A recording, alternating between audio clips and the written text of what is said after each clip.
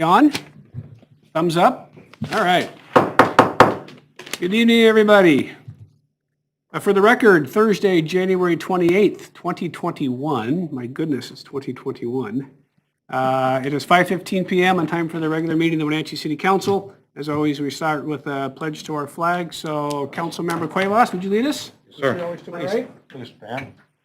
I pledge allegiance to the flag of the United States of America and to the republic for which it stands, one nation, under God, indivisible, with liberty and justice for all.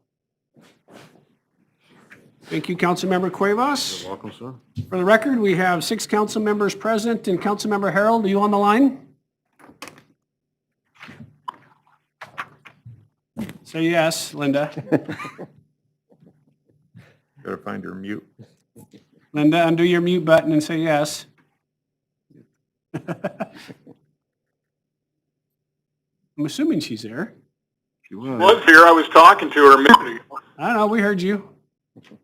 All right, we'll see if... Your Honor, I am here. There you are. Thanks, Linda. All right. So our first item on our agenda tonight are the consent items, which includes the agenda, vouchers, and minutes from the previous meetings, and a couple of resolutions. So I would entertain a motion.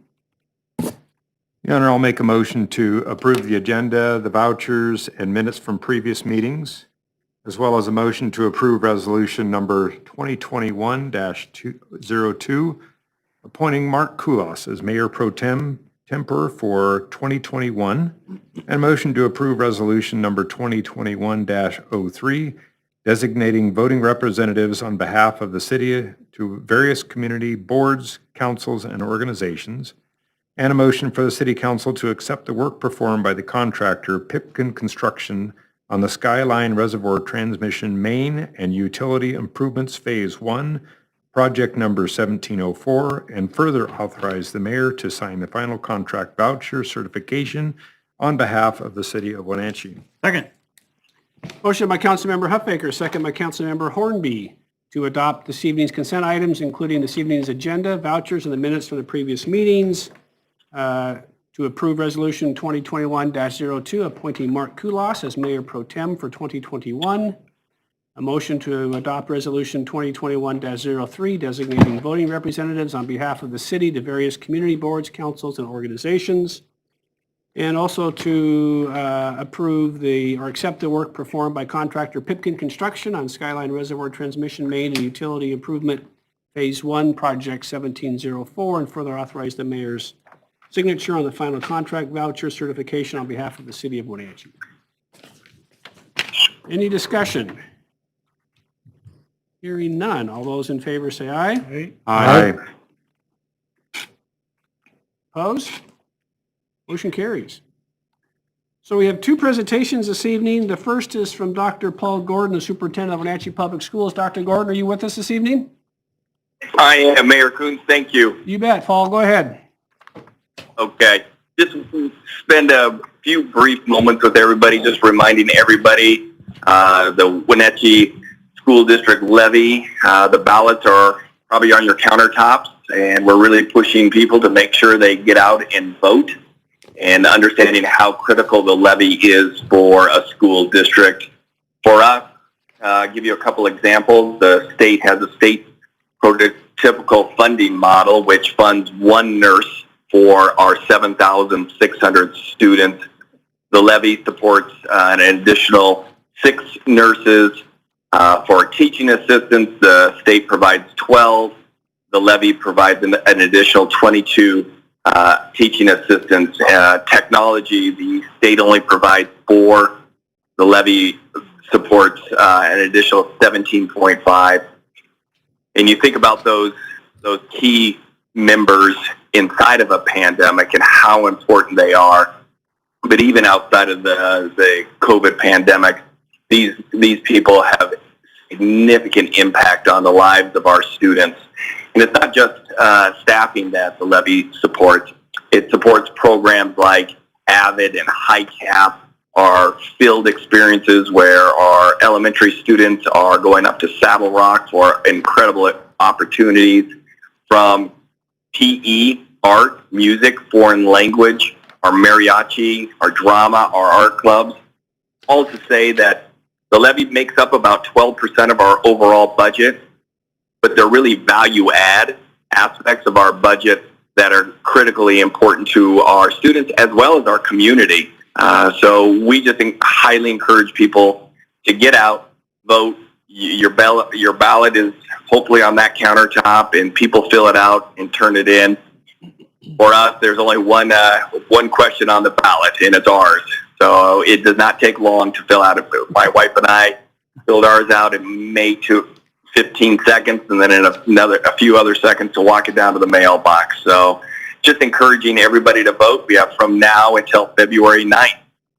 So that's our message, is just get out the vote. So I sincerely appreciate the council allowing us just a few moments to spread our word. Thanks, Dr. Gordon. I know it's difficult with COVID. You really can't go do the dog and pony show and go to the Lions Club and the Rotary Club and all the places you would normally go. So I appreciate you taking some time here to address the council. And I know that we all support and congratulations for getting schools open. I know the last year or so has been extremely difficult on you and your staff. And I've got a 15-year-old who's just super excited to actually gone to school this week. And I know you guys have been working your tail off to make that happen. So I do appreciate all of your hard work. And you got 2 yes votes from Chrissy and I, and they're already there. So maybe hopefully there'll be more. Thank you, Frank. All right. Thanks, Dr. Gordon. Your Honor, did you vote twice? Oh, Chrissy and I.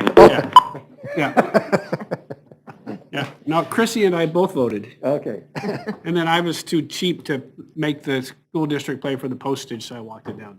Right. Although it's nice, though, to be able to have those things postage paid now. Yep. Because they used to be an odd number, too. Sometimes it took more than one stamp. And so. All right, so we have Heart Proclamation Month. Who's got Heart Proclamation Month? I do. All right, Councilmember Esparza, would you read that for the record, please?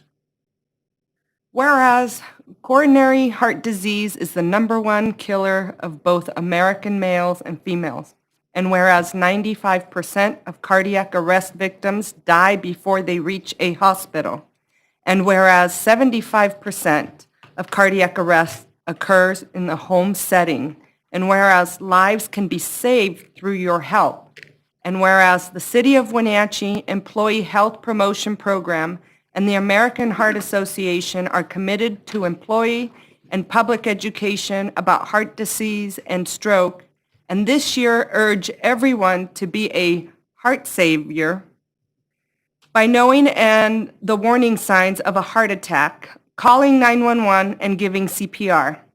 And whereas the City of Wenatchee encourages residents to adopt healthier lifestyles to reduce the risk of cardiovascular diseases and stroke, and whereas the American Heart Association is the largest voluntary not-for-profit organization whose mission is to reduce disability and death from cardiovascular diseases and stroke.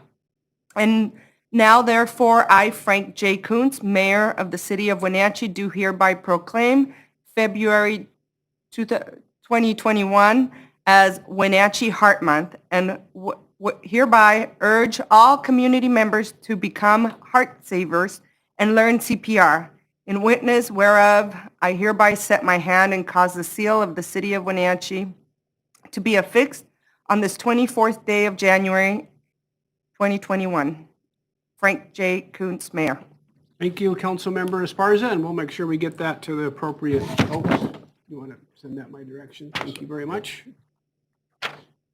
All right, we have, let's say, 3 action items and a public hearing item, and then some things on the mayor's report. So, David, art donation. Good evening, Mayor and Council. Dave Erickson, Parks and Recreation Director for the city. First item I have this evening is the potential acceptance of a donation of a bronze sculpture. Last November, Robert and Carol Brown approached the city and asked if we'd be interested in having their sculpture if they donated it to the city. And in your agenda report, I put a picture of it. It's roughly 2 feet tall, about a foot wide or so. And so we took that request to the Arts Rec and Park Commission, and they evaluated the sculpture based on the criteria that we have, and unanimously recommended acceptance of the sculpture. And so with that, they forwarded that recommendation on to you guys for final consideration. This would be an indoor sculpture that'd be I was maintained. going to say, and the plans to put this, do we know where we're going to put it yet? You know, actually, the first thought that came to mind would be the new city hall. Okay. Excellent. It's a great sculpture. Yeah. I think it's beautiful. Yep. Any questions for David? If not, I'd entertain a motion. Well, Your Honor, I would make a motion that the council accept the donation of Fandango Zaracho sculpture. Second. Motion by Councilmember Bailey, second by Councilmember Cuevas, to authorize the city's acceptance of the donation of the Fandango Zaracho sculpture. Well, thank you. What's that? Said, tell them thank you. Oh, absolutely. Yeah, and they've been very patient through this whole process. I said, when they first approached this, I said, it's not a quick thing, but if you can wait, we'll take it through the process and see if the council is willing to accept it. And they've been terrific so far. All right, any questions for David? All those in favor of the motion, say aye. Aye. Aye. Opposed? Motion carries. Thanks, David. Great, thank you. And then my second item is an amendment or addendum to the lease that we have with Pinnacle's Prep.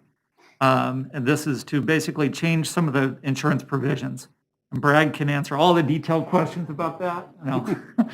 But basically, it's to take out some of the double coverage that was included in the lease language and make it more financially feasible for Pinnacles to be able to get the insurance that they need to operate. So they would be paying, we would be covering the building pieces like we currently are on the community center, and Pinnacles would pay us the amount of money that we're paying to insure that, if that makes any sense. It's cheaper, way cheaper for them to do that. The previous contract required them to provide insurance, which was, we would normally be with anything, and I think they got a bid for $16,000, and they were floored by that, and they said, why are we covering the building if you already have insurance that covers the building? So we did a little bit of reworking of the lease, and they only have to cover their contents. We'll cover the building through our normal insurance, and they agreed to a little bit additional rent. And I need to thank Brad and Steve Smith for their work on this. They really did all the work. I'm just here talking about it. David, thanks for all your great work on this, yeah. All right, if there are not any questions, I'd entertain a motion. No. Go ahead. Your Honor, I'll make a motion for the city council to approve the first addendum to lease with Pinnacle Prep and authorize the mayor to sign. Second. Motion by Councilmember Esparza, second by Councilmember Kulas, to authorize my signature on the first addendum to lease with Pinnacle's Prep as presented in tonight's packet. Discussion? Yes, Your Honor, I'd like, is Steve? Steve Smith? Yep. Council on the phone? Yes, he is. Okay, Yeah, go Steve, ahead, this is Jim. Jim Bailey. I'm on the line, but I can't hear Jim very well. I think it's Take the your mask off. Yeah. All right. Not you, Steve. Jim. There we go. Get undressed here. There we go. Steve, leave your mask on. Steve, yeah, can you hear me now? Yes, I can. Okay, thank you. I had a question on the insurance section there. It's the way it's written, at least to me, a non-insurance guy, and I've always been a little skeptical of insurance policies and the language. But it says that, that they will cover their, improvements and so forth and so on. But then there's another clause there that says Pinnacle shall cause such insurance to name the insurance company that they're hiring to name the city as an additional insured or joint loss payee. And I need a little clarification on that. It sounds like double dipping here to me. Well, that's a common provision, so we're requiring them to have insurance on their improvements if they make any tenant improvements. Okay. And requiring that they name us as an additional insured on their policy. So if there was a loss, we would be covered against that loss by their insurance policy. Okay. Okay, so it's going from them to us rather than us to them. Yes. That's correct. Okay. Yeah, we would be on their policy. Okay, that answers my question. Thank you. Okay. Any other questions for Mr. Smith or for David? Hearing none. All those in favor of the motion say aye. Aye. Aye. Opposed? Motion carries. Thanks, David. Thank you. Mr. Posenjack, separately managed accounts with the state of Washington. Good evening, Mayor and Council. So tonight, chat hopefully briefly about the city's cash and investments.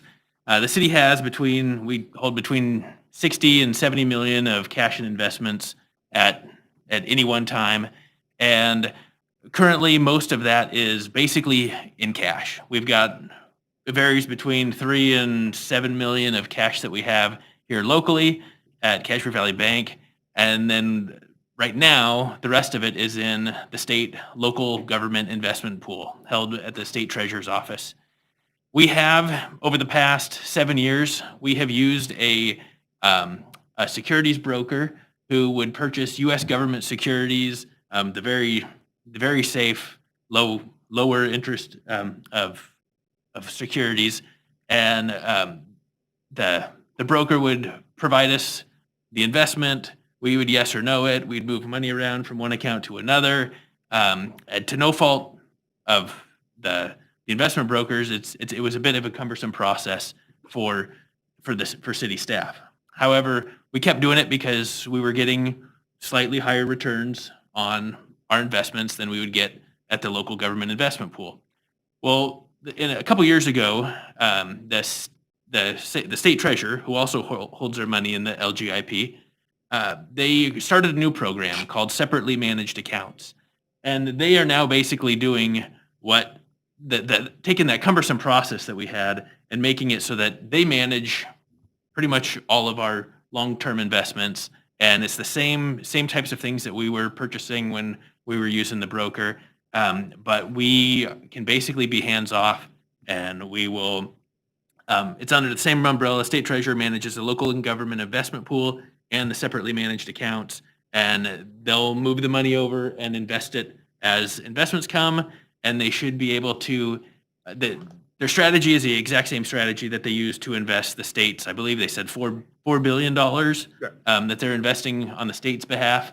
And so they use the same strategies, so we should be able to get this similar rates of return.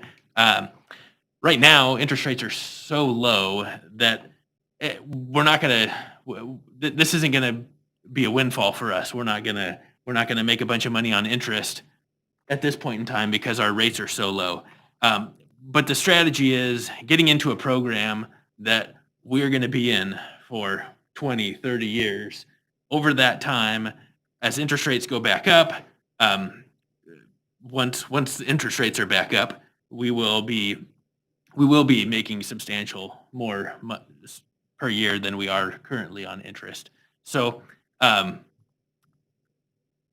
basically, this is just a very safe investment for the city, and it makes the financial management of it, the day-to-day management, very simple for us.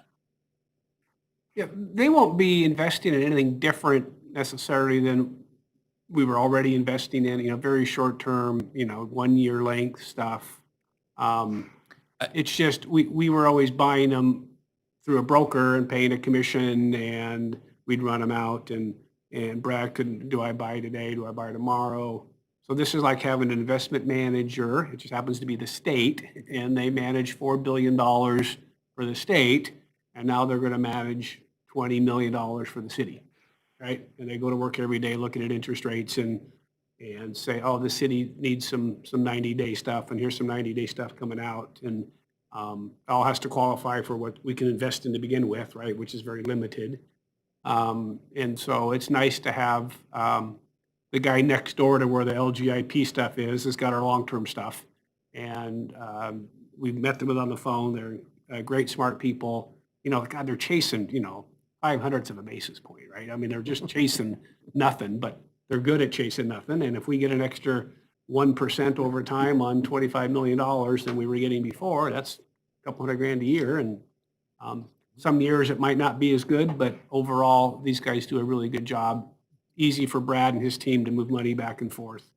And so it feels like it's, they do charge a fee, and everyone does. So, but it's a very low fee. And it seems like it's the right way for us to put together a long-term plan to have our money invested.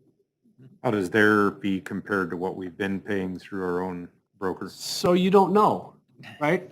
Because the broker basically says, oh, here's a $1 million bond, it pays 2% interest, and it costs you $1,002,000 to buy. All right, so you got to go back in and figure out, okay, I got to pay the premium for the bond, and he takes his cut out of it. So it's really hard to tell, right? Other than we know what these guys will be charging us is just a flat fee to manage our account based on the amount that's in it. So I would say that it's like 6 of one, half a dozen of the other, right? Everyone's making a nickel somewhere, right? And one of the things the way we were doing it with our securities broker, or investment portfolio, I don't know what his title was. The way we were doing that, the fees were somehow built into the way he purchases them, and then on our behalf, and so we didn't see the fee. When I broke the news to him that we were going to switch over to the state's method, he explained to me that they do have a way to do more of that management where they do just charge us a fee. And so under a different format, I think the fee was 0.03%, and this is 0.045%. So on 25 million, we're talking about $3,000 a year difference. That yes, it could be a few $1,000s a year less to stick with. Still, unfortunately, maybe fortunately, the laws and regulations around the private brokers are more stringent, and so it is still a cumbersome process. Even they can try to manage it like the state does, but there's still so many processes that legally they have to follow that unfortunately it makes it cumbersome for all of us involved, and more management, more moving money than we want to participate in. Well, I guess where I'm coming from, it makes me nervous when we lose control of what we're actually doing. It's not somebody we hired to take care of it. It's now the state that's going to do it. But to me, it feels like we're giving up a little bit of control. If it's worth it in the long run, then Yeah, I guess that's worth the risk. Yeah, I guess, again, when someone calls and said, do you want a U.S. Treasury 90-day out, and we have some extra money, we'd go buy a U.S. Treasury 90-day out. This guy's going to have our $20 million portfolio, and he's going to say, when do you need it? We don't need it for a while. Can I go a year out? And I'm going to buy some 30-day stuff, some 60-day stuff, some 180-day stuff. Stuff's going to keep maturing. I'm going to keep buying in. And it's just a different sort of program. Mm-hmm. And, if they've got the $4 billion of the state's money sitting there, and they're in the market every day buying with the state, so they've got Pierce County, they've got Kink, they got a lot of the big people's long-term money. And for us just to add another 25 million to what they're doing and they get it into their system, it's easier for our staff by a lot. And that's the part. I get that. And I think the second part is we can't invest in almost nothing, right? I think the state law is It's like AAA rated U.S. securities, Yeah. I think is it. And so we're all buying the same stuff, right? And it's like, all right, let's. The differences in yields is so minimal between when they would show me different options of things that were available, the differences in yields were so minimal. It was more about trying to structure your portfolio so that things mature and you're replacing things on a quarterly basis. So you don't have to manage it every day, but you need things on a regular schedule. Yeah. I would say that yes, maybe we're giving up some of our control, but we don't have anybody at the city that is dedicated to the investment program besides me. And I'm not that dedicated. Just kidding. So, larger cities would have somebody who Does that. that is their job, is to research this and purchase securities. And- The PUD. But I mean, that's part of the yeah. broker that we've hired to do it. Yes, So yeah. I guess the last thing, I'm more worried about the return of our money and the safety of our money. Oh. Is that money sitting in our account until Yes. it's invested?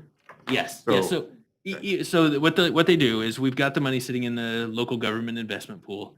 So they will transfer whatever this agreement is signed. They'll transfer the 25 million into the separately managed account, and they are going to slowly invest. They're not just going to put it all on one security. They're Right, going to invest it over a course of, I think, 3 to 6 months. They said But it is sitting in their accounts. it's now. sitting in their account, but while it's not invested, they still give us the local government investment pool rate. So it would be as if we're still getting the 0.15% that we would be getting in the LGIP. We're getting that still on the uninvested portion. So we're not losing any money by moving it to the account. We're not losing any interest on it. And so then as they start investing, it will take a while for us to see any yields, but at least we'll be getting the local government investment pool yields. And it's really not any different than if you had an account at DA Davidson and you had 100 shares of Microsoft and $5,000 in their account, right? Well, that $5,000 isn't in your account. It's in their account. It's yours, but they have it, right? Yep. This is the same thing. They'll have an account. They've got it. It's our money. We need it. They'll send it to us. And they're going to invest it in a way that's more efficient and hopefully longer term slightly better than what we're doing. And I think they're in the contract. It's a 3-year commitment. But reading through it, there's enough outs that if we got cold feet, they wouldn't be thrilled that we're pulling it out. But the state treasurer, we've worked with them for a long time. They're really great to work with, and they do have really good staff. So yeah, we don't have a portfolio broker doing this for us, but they have people who have come out of those same types of firms working for them, and they're good. They're good, smart people, and so there is an out. And while the state treasurer in the agreement, they want us to be under the impression that this is at least a 3-year deal, and we're committing to that. But if something happened and we needed to get out, they're going to work with us, and they're going to be fair about it. Thank you. Yeah. Thank Keith, you. just to follow up on that just a bit, I'm currently on the AWC RMSA board, basically our insurance pool. And about three or 4 years ago, we had our money, excess money, reserves money, in the LGIP fund. And looking at it in a very conservative way, but as interest rates were, kind of went up and so forth, we began looking around to see if there was, a better way to invest. Again, being very conservative and maintaining, a fair degree. The liquidity is a little bit less, but it's still a liquid asset, I would think. In that. So we went, explored that and so forth. That was before the state set this particular fund up. And so we've invested similarly, and it has turned out to be, again, you're not, with interest rates where they are, you can buy a cup of coffee and a donut and call it good, but it has turned out to be, a good thing for us, and we make a little extra money on the thing, more so than we would, and yet our money is, it's again, like in AAA bonds and, government securities and so forth and so on. I mean, they're not, what's that company that's on the news now? That's, GameStop? GameStop, yeah. That's right, Yeah, they're not investing in GameStop and Reddit and Not some of this pulling- kind of They're stuff. not selling short? So, yeah, or junk bonds and this kind of stuff. I mean, it's pretty secure. The money is, I guess I've always looked at some of this kind of stuff that, if all of that goes haywire, we got other problems to worry about. So But anyway, I feel very comfortable with, doing this because we've similarly done that, and other pools have done it as well. All right, any questions for Brad? If not, I would entertain a motion if we had one.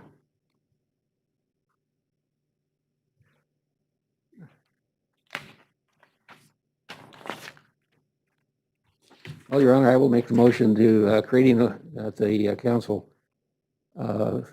instruct the finance department to create a long-term investment account referred to as separately managed account with the Office of the State Treasury. We have a motion, do we have a second? Second. Motion by Councilmember Bailey, second by Councilmember Kulas to authorize the mayor's signature on the interagency agreement with the State of Washington's Office of the State Treasurer to manage the city's long-term investments in a separately managed account. Discussion? Hearing none. All those in favor say aye. Aye. Opposed? Aye. Motion carries. Thanks, Brad. Yeah, thank you. Councilmember Kulas. Thank you for your Yep. questions. Thanks, Brad. All right, so we do have one public hearing item this evening. For public hearings, we will first hear from our staff. We will ask questions of staff. And when the council is done asking questions of staff, we'll turn it over to any member of the public that would wish to address the council. And then after that, we'll turn it back over to the council for any action they may be willing to take. This is regarding our 2019 Community Development Block Grant Program. And with us today is Mr. Glenn DeVries. Hi, Glenn. Thank you, Mr. Mayor. Hi. And Brooklyn Holton is on the line. Oh, hi, Brooklyn. Hi, can you hear me? Yes.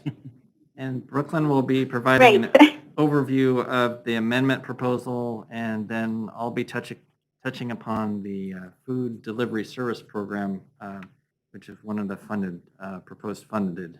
Okay, who's going first then? Brooklyn. Okay. All right, Brooklyn, it's all yours.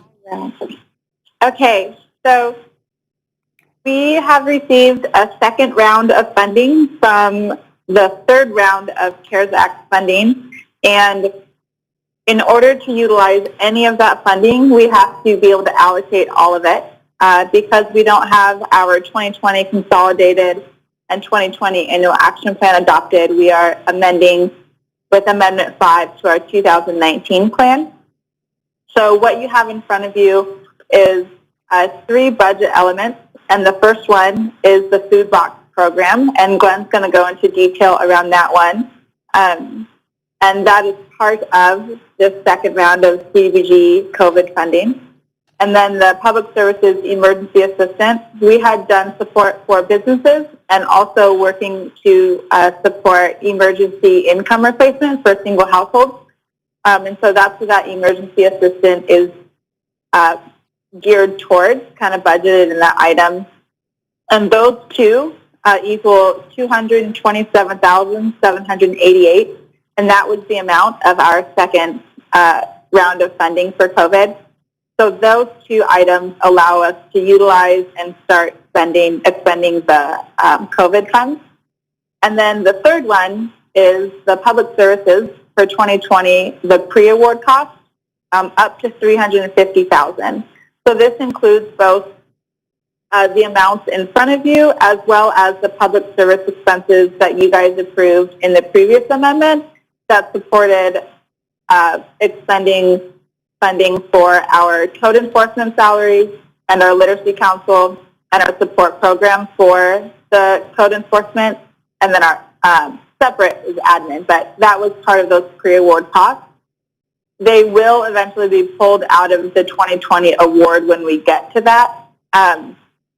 So we needed to reflect that we are approving spending funding that we have not completed a plan for. So that 350, that's why it doesn't add up with any of the other values. The amount in the emergency assistance is there right now, and it can be spent for those specific projects. We do have the option, again, to amend or adjust our project allocations.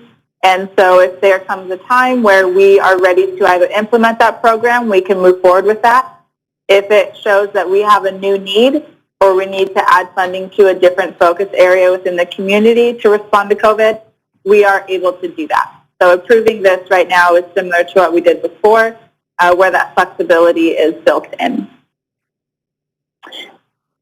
That's kind of the basics. This is, you guys are getting good at these. This is your 6th review of this plan. So thank you for your patience on that. Are there any questions around those aspects before we get into the details of the food box program? So let's hear from the food box program, and then we'll turn it over to all kinds of questions, if we have any. Okay. Glenn, tell us about the food box program. Right, so the county commissioners approached the city of Wenatchee asking if we would provide some assistance in city limits for food box delivery. Since September in Chelan County, there was a food box delivery program. Really didn't start to gain momentum until November, and also one began in November for Douglas County. This food box delivery system was for individuals who had tested positive for COVID or directly exposed, quarantined or isolated in their homes to limit exposure to the virus, and did not have secure access to food during that time of isolation or quarantine and lived in Chelan or Douglas County. So it's been quite a few boxes have been delivered, especially in November and December once word got out and the healthcare providers were aware of it. There are 2 entities doing this service, 2 providers. One is Serve Wenatchee. They collect the names from individuals, but primarily from healthcare providers to provide this service. They've also done advertising and a lot of coordination to get those relationships. And this system is still running strong today, quite a few deliveries, but it expires at the end of January. And then the folks who are actually assembling and delivering the food are the Town Toyota Center. They're doing all of that work and have been doing so for the time. So they have a system in place, and the proposal is to continue that system. So the city was approached. I contacted both Serve Wenatchee and the Town Toyota Center. I got some quotes and updated that because we had a better, original quotes provided for this were far greater. So they tried to narrow it down to what their fixed costs were. We looked at the trend in November and December and continued that trend over a 3-month period, which is about 421 boxes. So we ended up with 425. And again, that trend is running strong. So certainly we hope that the need decreases, but to continue to provide this service seems to be a real benefit for the community. To date, we have draft contracts that the 2 providers are ready to move forward with, and then the cities have reviewed them and the counties have reviewed them. The City of East Wenatchee has tentatively agreed to participate. Their formal action would be next Tuesday. The Health District has agreed to participate. The funds are being provided by the 2 counties. It's anticipated they'll provide signatures on Monday. This essentially, they'll be covered until Wednesday, but providing the signatures on these, authorizing the action will allow this program to continue for another 3 months. Roughly about 60% of the deliveries have been in the unincorporated area of the city of Wenatchee. That could go up or down. Our costs will be proportionate based on what each month was delivered in the city boundaries. It's a fixed cost to the providers. We just get a proportionate amount of that each month. But happy to answer any questions.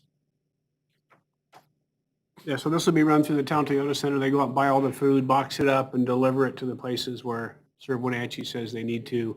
It'll be both cities, both counties, and that entire program will be continued to take place out of the Town Toyota Center. And it's been doing it for a while, but they used CARES funding before, not CDBG funding, so there's different rules. Is that different rules that they have been using some CDBG funds and more. Now they'll be, they were limited on their ability also to do anything inside city limits with these funds, and they really wanted to see if they could continue that service by partnering with us. I'd just like to put in a plug for this program because there's nothing worse than feeling trapped in your own home and you want to be safe and not expose anybody, so you're stuck there. And a lot of people do have good neighbors and friends who help them out, but not everybody does. And this is such an excellent program to help people out when they're quarantining and not able to get out and get groceries for themselves. All right. I think everybody in the program needs a good pat on the back. So do we have any questions for any staff people before I turn it over to any members of the audience? Yeah, just one real quick one. The amount for the, or was it, the emergency assistance households, part of that 127,000, that's new money that is available, or does that have anything to do with some of the leftover CARES money, or is this brand new money? Brooklyn, would you like to respond? Yeah, so this is, in essence, new money. So Okay. within the last year, we've had our normal entitlement award. We had a first round of COVID funding specifically for CDBG eligible activities. We have our 2020 entitlement, and now we have this second round of COVID-specific funding for CDBG eligible activities. Yeah. Okay. Thank you. And So through- this amendment allows us to accept that funding and start using it at least for the food box program. Good. All right, any other questions for either Glenn or Brooklyn? Any member of the audience wish to address the city council on this public hearing item regarding use of our CDBG funds? Hearing no members of the public, I'll turn it over to the council for any action they may be willing to take. And as we always know, these motions are lengthy. So I would entertain a motion if we had one, whoever wants to read the long paragraphs. Well, do we need to read the paragraph or the action I guess requested? just action, yep. Yes, you're right, yep. Your Honor, I'll make a motion that the City Council approve Amendment 5 to the 2019 CDBG Annual Action Plan and authorize the mayor to sign the applicable applications and certificates, assurances, and agreements. Second. Motion by Councilmember Huffaker, second by Councilmember Hornby to approve Amendment 5 to the 2019 CDBG Annual Action Plan. Authorize the mayor to sign applicable applications, certifications, assurances, and agreements. Any discussion? Hearing none. All those in favor say aye. Aye. Aye. Opposed? Motion carries. Thanks, Glenn. Thank you, Brooklyn. Thank you. Look forward to seeing you in a council meeting soon. I look forward to the Mayor's report. So I do have one thing I do want to spend a little bit of time on, and I don't know if Alyssa or Aaron want to pop up here, or Brad, but Brad for sure, because he's got the money, and I don't care on Alyssa and Aaron. You guys can do rock, paper, scissors. So we talked about it today at the Finance Committee at some length. So we sat down last week to talk about the future of City Hall downstairs. And if you remember, we went to bid during the summertime. The bids were not very favorable to us. There were, at the same time, we didn't know what our budget was going to look like. We were projecting $1.5 million loss. And the bids came in about $3 million more than we had projected. So staff has gone back and they've done a couple of things. I think one is with respect to the marble on the outside of the building, we were going to carve it out and put in windows, which we're still going to do. We were forcing the contractor to save the marble to use it inside, and they said that's really expensive. And the other thing, there was some acoustical things that were in the building that the designers had custom-made wood finishes and stuff, and we can, if you change it still does the same thing, but if you change the look of them and get sort of a prefabricated one, it's quite a bit less expensive. So we sort of learned that from the bidding, but it was still more, and so we have sort of, as you know, put a pause to that. And so in the last 6 months, quite a few things have sort of changed. Our budget got a little bit better. We did sell a water right to Lineage for $1 million that will close in the next week or so. So as we looked at our financial situation and we looked at sort of what the bidding climate would be, I think the consensus from those that were on the call, which was all of your executive staff and myself, was we should go to bid again. It's time to go out and see what the bidding climate looks like. Doesn't mean we're going to do anything, but it's like, are we ready to go to bid? So I'll just turn it over to Brad and Alyssa, and you can sort of add a few more things to that, or we don't want to get too specifics into the money stuff, but I think Brad feels comfortable with where we're at financially, that if the bids came in where Alyssa has sort of projected, which is with those changes and some contingencies and soft costs, that if the bids come in, that we've got the financial capability to do this. Yeah, again, I can speak to last year when we received the bids, we were not sure what our finances were going to look like for 2020. We figured the general fund was going to lose $1.5 million, and there would be no way that the overages in the bid estimates that we wouldn't be able to swing that. And I don't think anybody anticipated the fact that our financial year would actually pan out fairly well. We had a couple, as the mayor said, we've got another $1 million from regional water that should be coming in for the water rights. We did receive some CARES funds that helped shore up some of our deficits that we had. Our sales tax back in beginning of summer, we expected our sales tax numbers to be down $1.5 million and would basically put our general fund at $1.5 million loss last year. However, as of our last sales tax report, we're basically right on track with what we received in 2019. So 2020, once we get the last couple months, I imagine we'll at least have received what we got in 2019. So our sales tax has rebounded.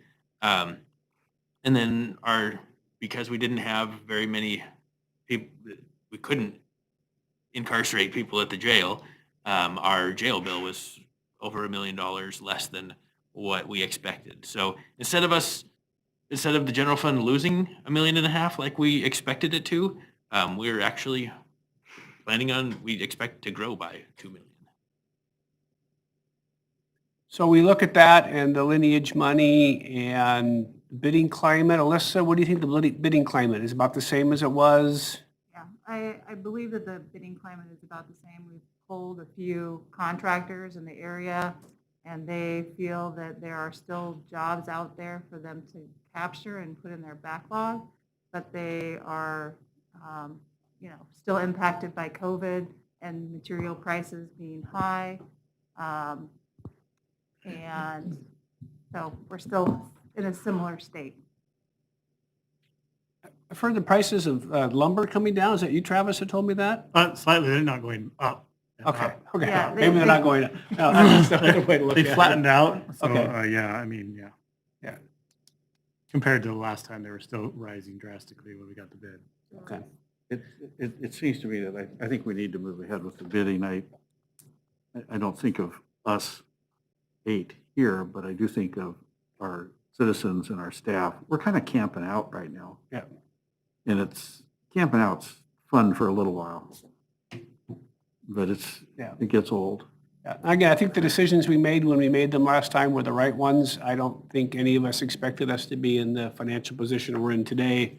But at this point, I think, and listen, going to bid is going to cost us a little bit of money, not much. But I think what I would tell you is if the bids come in a range that our staff thinks they're going to come in at, that we're going to prepare to accept them and start construction maybe sometime this year. So, but the first thing is, I don't want an official vote. I want a nodding of the head that it's okay for us to go out in the bidding climate and give another bid and let's see where Great, things as are. long as I'm invited to the openings. Okay. Did you not get invited last opening? Nope. So here's the deal. So listen, I got invited last time. It was miserable. We got our ass handed to us, right? Yep. You represent the city next time, and you bring us in the good bid, okay? Okay. So Travis is the man next time, right? I'll stay away. There you go for talking. Okay, you go bring us the numbers, okay? Okay. All right. Like rub it the right way and like shake it over here and here we go. So I guess I'm discouraged to hear that the bidding climate's the same, and we feel like during a pandemic, we should push forward. I disagree. I don't think this is the right time. We may be camping out, but we're doing a whole lot better camping out than a lot of our businesses in town are doing. I think this is totally the wrong message, that we're gonna go build a nice city hall while you guys scrape to get by. I am totally opposed to going out to bid. And what I would say is this, I think that the plan that we made that is now 3 years in the making or 4 years in the making, it's been a while since we executed this idea of, are we gonna buy the federal building? Are we gonna move our folks over here? You know, Keith, plans change, I get that. I think we've been steadfast in our approach to figure out if there's a time to do it. I personally don't believe that construction costs are ever gonna come down to a point to say, you know, God, yeah, 2023 is gonna be better and prices are gonna come down 10%, and that's the time to do it. Then what we should be looking at is how to do it for less money, so that we can stay in our budget that we came up with. Right. That we spent a lot of money with very highly paid experts to come up with the budget. Yep. And I think we need to stick with it. And that budget was all good like everything else until COVID hit and prices changed. Yep. And again, you could take it all out and we could go do a scaled back version. And we talked about that at length about doing this in stages. You do stage 1 and then do stage 2 later. And then, well, don't we want to rent out floors 1 and 2? And you don't want to have construction going on when you're trying to rent out floors 1 and 2. So let's just get the dang thing built. I don't disagree. It should be done all at once. So I have been focused, as you have seen me, on the lineage transaction for water and other things that we've done internally, trying to find money under the couch in order for us to get this to the point where I think we could do it financially. I've been there for about 4 months. It took me 4 months to bring Bozenjack along with us because he's more conservative than I am, which is fine. That's why we get to have these talks all the time. But I don't know that it's ever going to get better or it's any going to get more expensive or get less expensive. So the issue then gets to, then we just don't do it at all and we go spend $9 million on a road project because we got to go spend the money.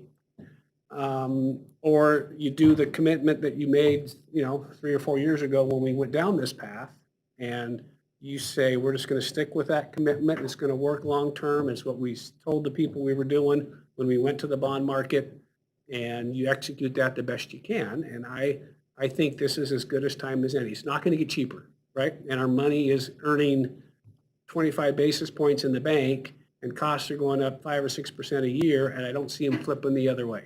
So the decision to me is either we go bid, and if the bids are good, we build, or we just yank the project and say, we're not doing it, and we'll go find some other place to spend the $9 million. Well, I don't want to yank the project. I don't think that we're losing anything by going out to bid. No, I we're mean, not. we could always reject it if Yeah. we don't like it. Yeah. But I also don't want us to go to bid, get a bid that's consistent with what staff thinks that it would be, and with the soft cost, and hit our number, and have 5 of you say, well, I don't want to do it, right? So I think there's a little bit of, if these bids come in where we think they're going to come in at, and within the numbers that we've talked about, I don't want to get into the too specific of that, but the Finance Committee went through them today, and I think we're comfortable with them. I don't want us to go, you know what, I'm not interested, right? I think if we get to the point where we bid and we get a good competitive bid, I think we got to be committed to going for it. And I think Keith's been clear that this isn't the time, and I'm fine with that opinion, but I need a majority of you to say, and if we get there, we're going. Because that was a commitment we made sort of 3 or 4 years ago. And But I guess I would still come back with, if we do go and it still comes back high, why are we so opposed to finding ways to reduce the cost that it's actually going to take? I for one, don't think we really need windows in our council chamber. right. I think it would actually be easier to heat and keep it cool in the summer and maintain.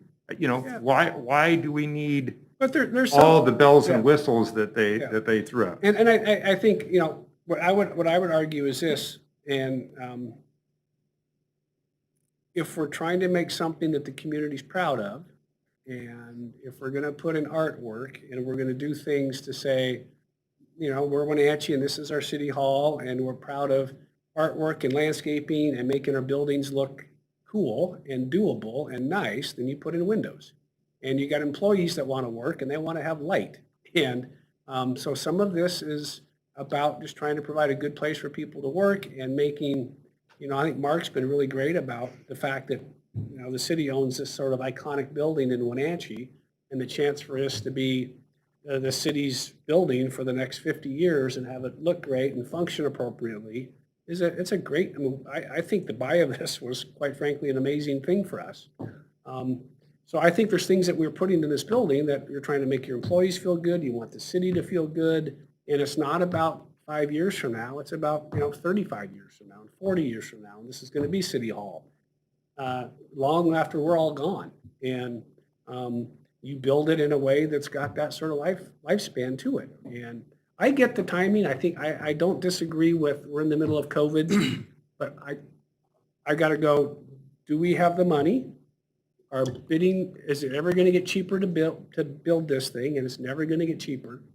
So either we get good bids and we go, or we say, let's put it off for another year and come back and the bids and the costs are going to be 6% higher again. And we would have earned less than 1% on our money, and we keep going backwards by $500,000 every year. And I don't think that's the right, either build it or don't build it. So on the bids, were any of those bids come in from local contractors? The local contractors, many do not have the bonding capacity. Okay. So they, from Spokane and from the Tri-Cities. Sure. Irregardless, it's still, even though we are in COVID, it is kind of stimulating our local economy at some level.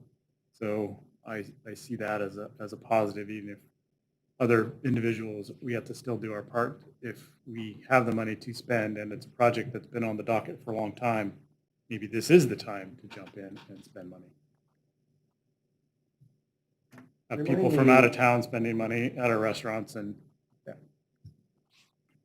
Remind me, how much over, when the bids came in the last time, how much over were we? It was about $3 million. Okay, that was the figure I was looking at there. And you So, can do the backwards math and say we flipped our general fund by 2 and we got $1 million from lineage, and you can sort of figure out where the $3 million came from. yeah. Right? And we still got the bond money that we haven't spent on architects sitting there ready to go.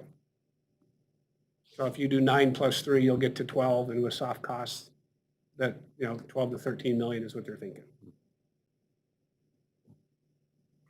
I mean, that includes, you know, furniture and all the things that you put in a new building, right? And it's the same building design that you guys talked about last time. Nothing's changing. Well, didn't you say though that we changed the, you know, the acoustical Yes. and some of this? All stuff? internal stuff, yeah. Yeah, so But in terms of the layout where that'll everything is. that'll make up for inflation maybe. Yeah, yep, we hope so. That's not that's not a $3 million Yeah, fix. So if you take that out, but we have the 3 million, or Right. the additional 3 coming from these other sources, and we come out pretty close to. Yeah. Pretty close to good. yep. It's good. It's Yeah. right in the ballpark. Again, you know, again, I think we were fortunate with the way this has gone, and we've done, I think, a good job of budgeting. I would have thought whatever it was, July or June or August, when we got those bids, that I'd be back to you in January saying, hey, we think we're good to go. But lots of things have changed. I didn't think September sales tax would be up 14% over 2019 either. So Yeah. lots of things have sort of happened. And we're in a position where we can do it. And I know the timing isn't perfect, and we'd like to do it when things are different, but I think this is a good time for us to get back out there and see where the bids are and commit to getting the building built the way we said we were going to attempt to do it. Your Honor, I have a question for you. I'm having a hard time understanding what some of the people are saying in the background. Did Elisa say these were local contractors that bid on this? No, we didn't have any local contractors. Most of them couldn't perform the bonding that would be necessary to make that happen. And I talked to some of the locals, and some of them are plenty busy. So mostly we got Spokane and the Tri-Cities, and the folks that bid were also the ones that were doing our old City Hall building, they bid, and a few others, so. And, Alyssa's done a bunch of work to look at the bids and sort of figure out high, low, mediums to come up with where she thought a new bid would come in, added a 6% cost increase from 6 months ago, because some things have gone up, and got all the contingencies in there and all the soft costs and all the stuff that you would normally want to make sure you're looking at the highest numbers that are possible. So I sort of feel like we're in a spot where this is, it's either do it or don't. Because again, you tell me, you think construction costs are going down ever? I mean, I don't. I don't believe they will. No, I don't believe they will either. I firmly believe they're only going to go up. And I think taking it out to bid is a good thing. Let's check it out. We need to get the project done at some point, and it's only going to get more expensive. Yeah. So my thought would be, go to bid, get the bids back with the understanding if they're within the ballpark of, and I'll have staff get you, would you email them what you gave to Finance Committee today so they can sort of look at what I think the parameter is of something we would be looking at? And then if we get good bids, I'd like to get us out and get us going. If we get bad bids, all bets are off, we'll stop and rethink it. But I think we need to get back out into the market and see what's out there. Alicia, what? I think that's a good plan. Thanks, Linda. Excuse me. So the general contractor, obviously this is a bigger project than the local guys can handle, but do they use local subs? Some of them do. Okay. It depends Or on do who's they low. bring everybody with them? I Sometimes guess that my happens question as is if there is, I kind of agree with Travis that that is part of our economy. It'll be part of our economy. And, so while there are sectors of the economy that are still hurting and whatever but there's others, so there's multiple parts to an economy. So you don't stimulate, all of it equally kind of thing. But it does put money back into some of that money goes back into the community. And listen, you charge sales tax, so we get a little bit of that back. If you're bringing in out-of-town electrical people for a couple of weeks of work, I know where they're staying, right? One of your local hotels is going to pay hotel motel tax, and they're going to have to eat food someplace, probably at Joe's if they're open, or Bob's if they're open, right? So even if you don't I hope we get a whole bunch of local contractors. I think what you're finding is some of the electrical guys, because there's so much electrical work around here for the big server farms and stuff, that the electricians are coming from the Tri-Cities or Spokane because there's not as much of that work there.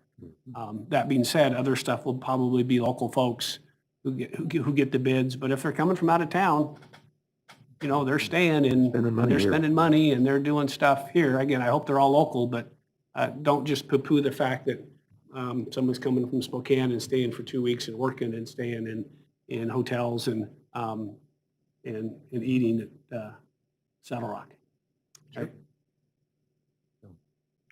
All right, so where are we at? Jim, what do you think? I think we take another look at it. Bruce? Like we still, that it isn't a Jose? commitment to build, so. Travis? It's painful, but yeah, I think we need to look at it. Margie?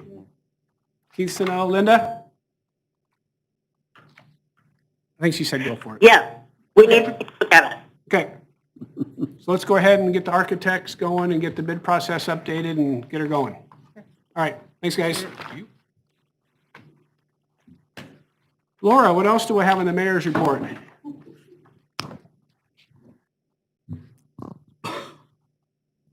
I will say that we will be sending the application to the state of Washington for the $2.5 million request for Pinnacle's prep. So I don't know if I remember telling you that last time that would probably be coming. I thought it was going to be $1 million. I think it's going to be 2.5. It's Pinnacle's prep deal but it's our building, so it actually comes from us. So if you ever see something that says the city of Wenatchee requested $2.5 million for Pinnacle's prep or for improvements to the community center, we're doing this on behalf of Pinnacle's prep. And so Senator Hawkins thinks it's a good project, so we've got the documents from Pinnacle's prep. That application will go out in the next day or so, I'm guessing. So if you see something out there about the city's public capital budget request for that's what it is. And there's some additions that would take place down there.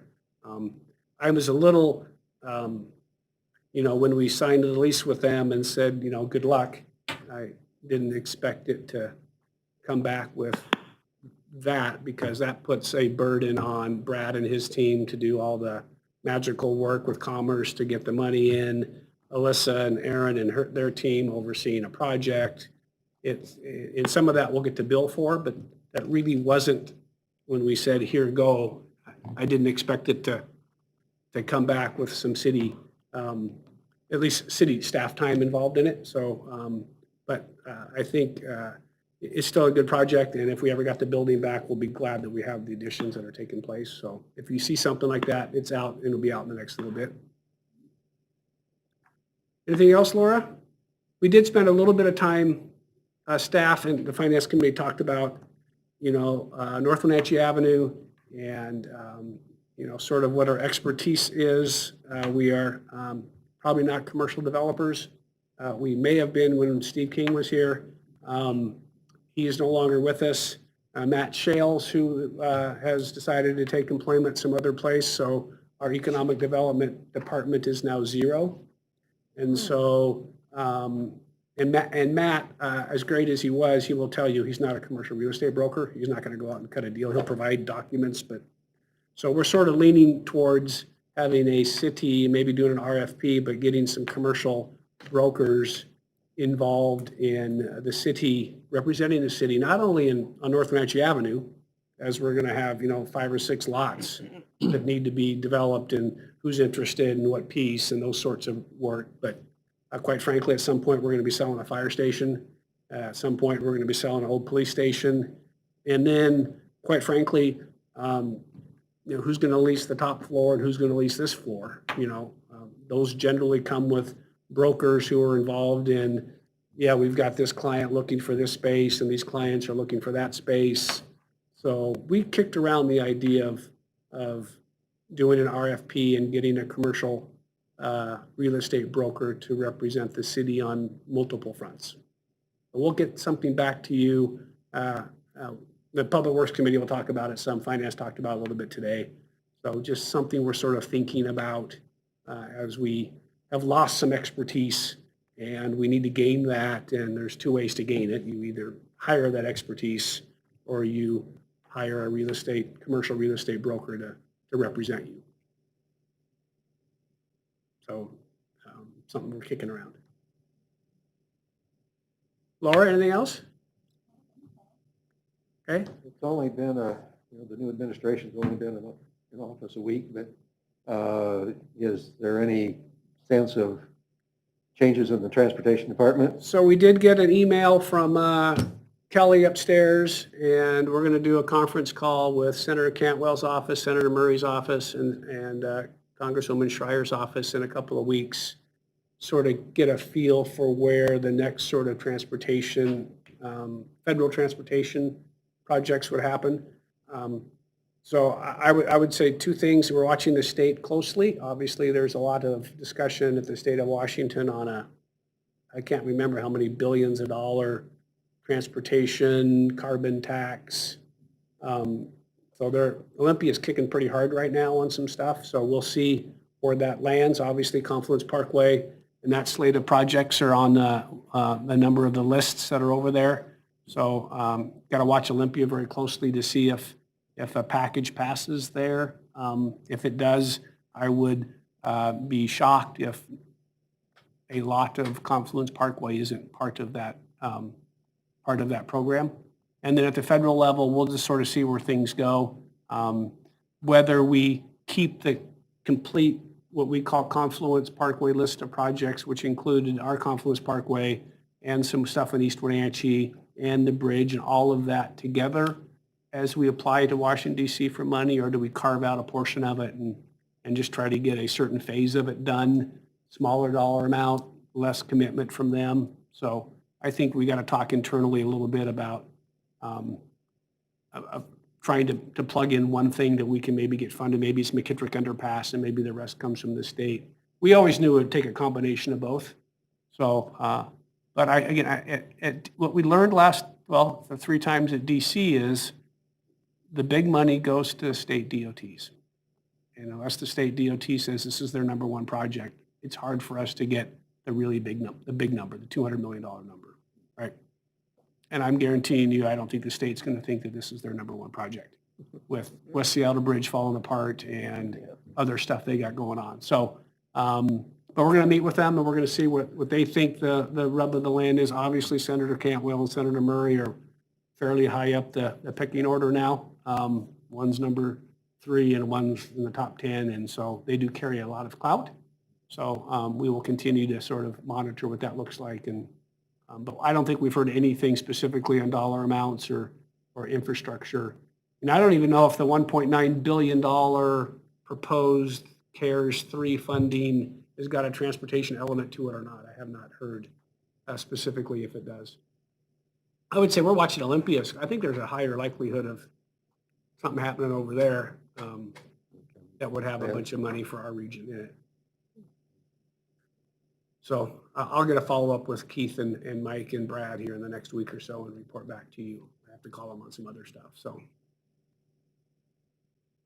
Anything on your guys' stuff? No, not for me, pretty quiet. Okay. See Link is still running buses and. Yeah, buses are still running. Okay. You're still driving. Jose's still driving. Thank God.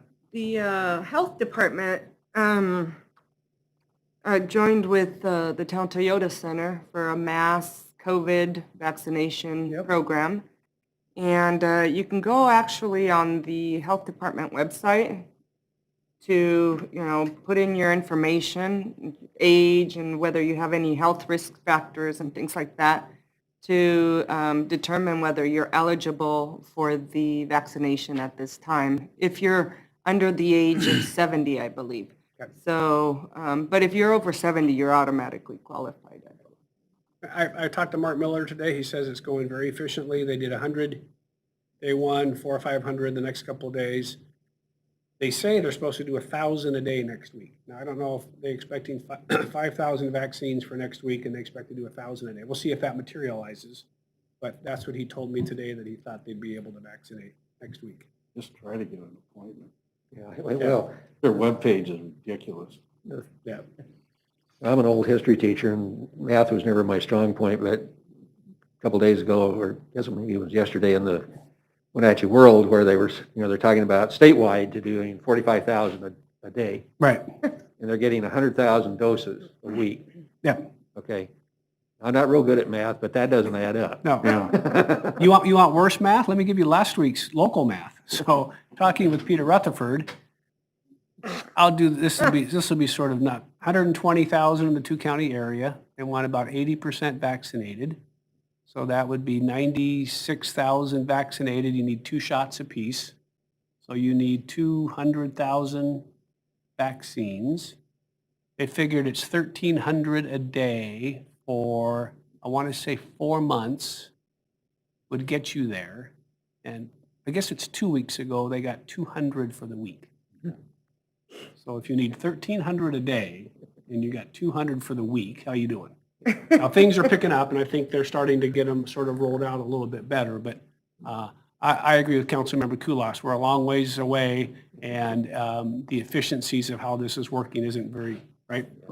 I had a buddy of mine that I work out with that just drove to Renton and got a shot and came home. Didn't even, just walked up there and got a shot and came home. Yeah, and I don't know how the hell that happened. And then online here. And People were doing it. Yeah. People went up to Brewster or Bridgeport. Yeah. To do it. From a planner's perspective, this clearly points out the lack of a